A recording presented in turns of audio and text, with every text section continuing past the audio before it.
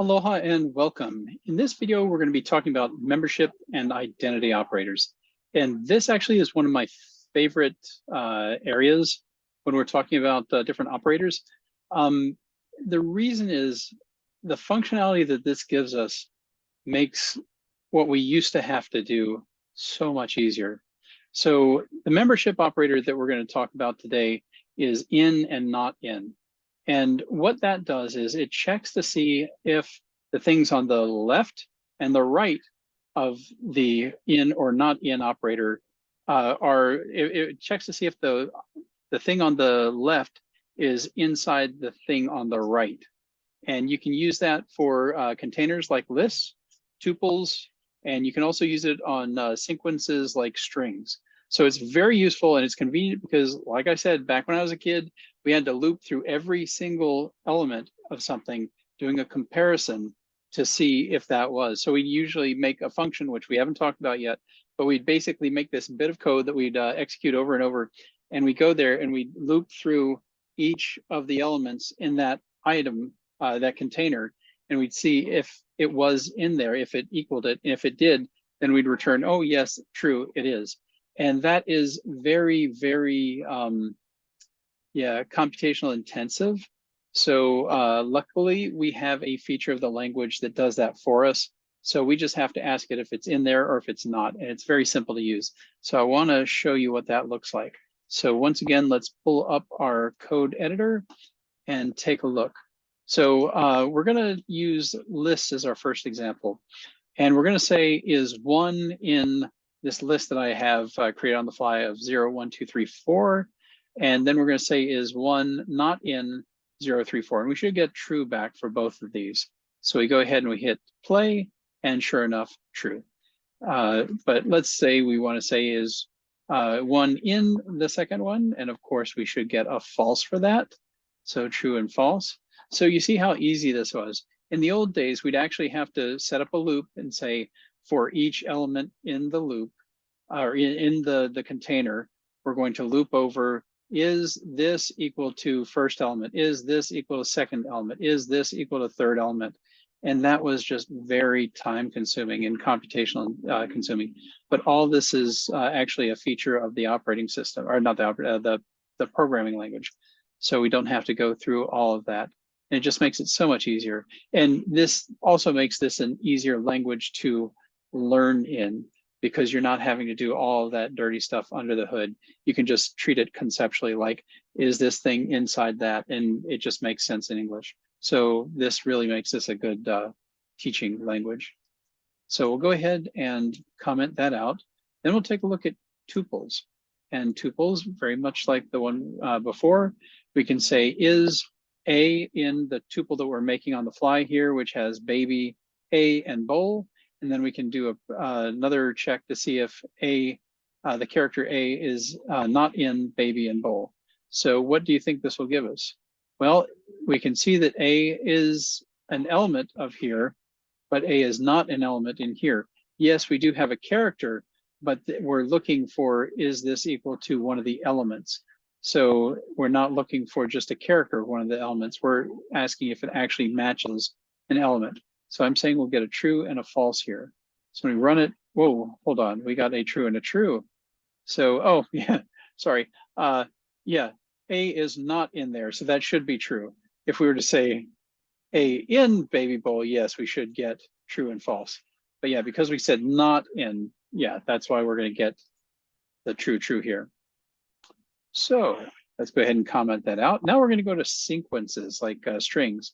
So we're going to take a look at what happens here. This is interesting.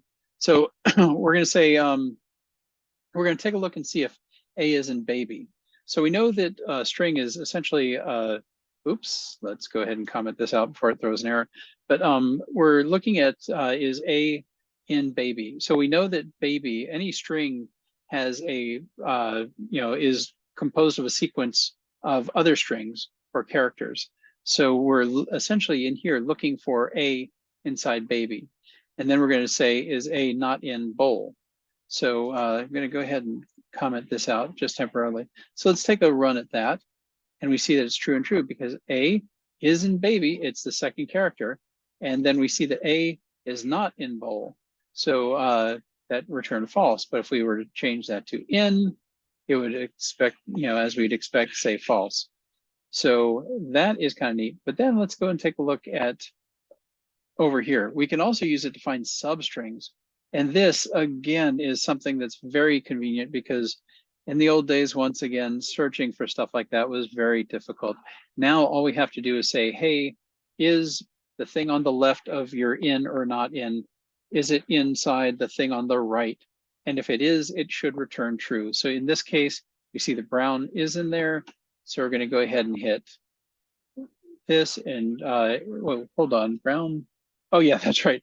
Brown is in there, so a not in would be false.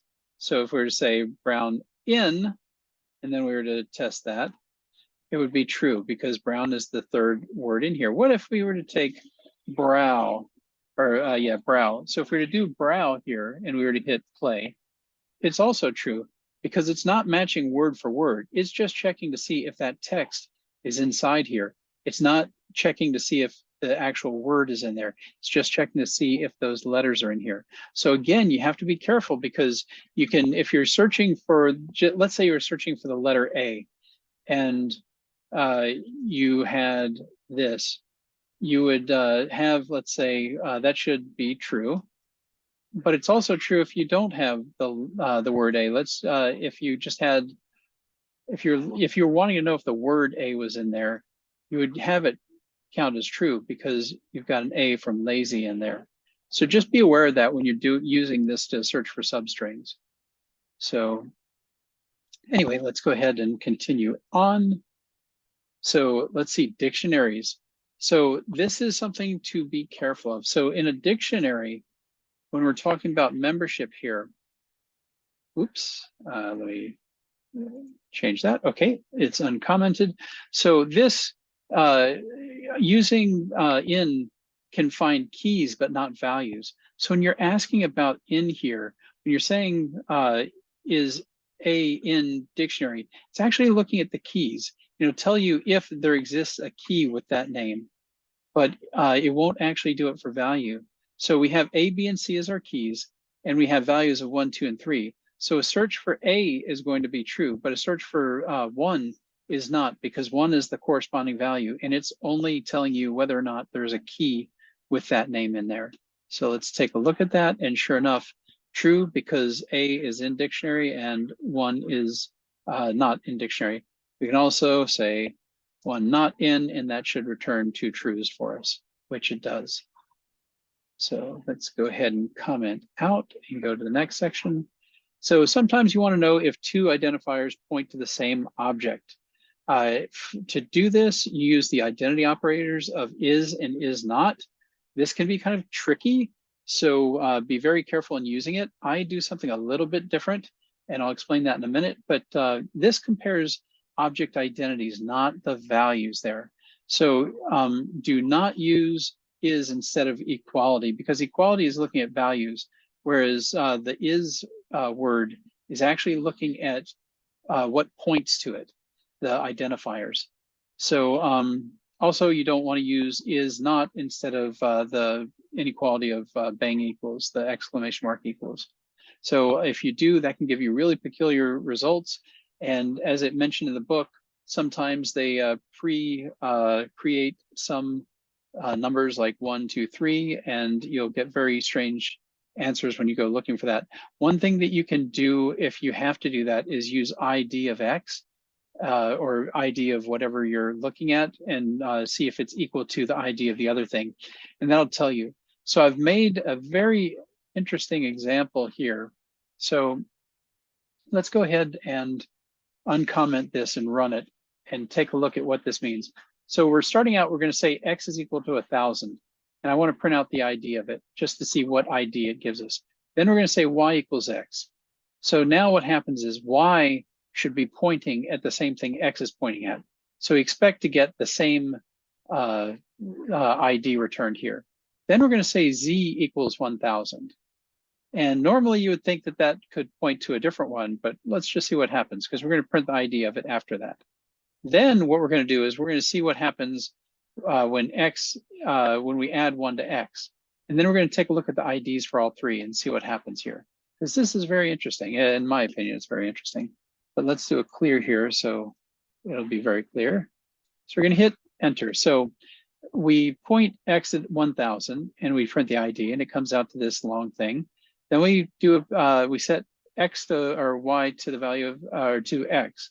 So it's actually pointing Y, the identifier of Y, it's pointing it here at the same place. So then I created Z with the same value, but I didn't point it necessarily at one of the other variables. But you can see here, it's reusing that space anyway. So we're pointing, all three are pointing at the same memory space. So then I add 1 to X, and that's where it gets interesting. So I add 1 to it, and that gives us 1001. So now X no longer points at the place that it did before.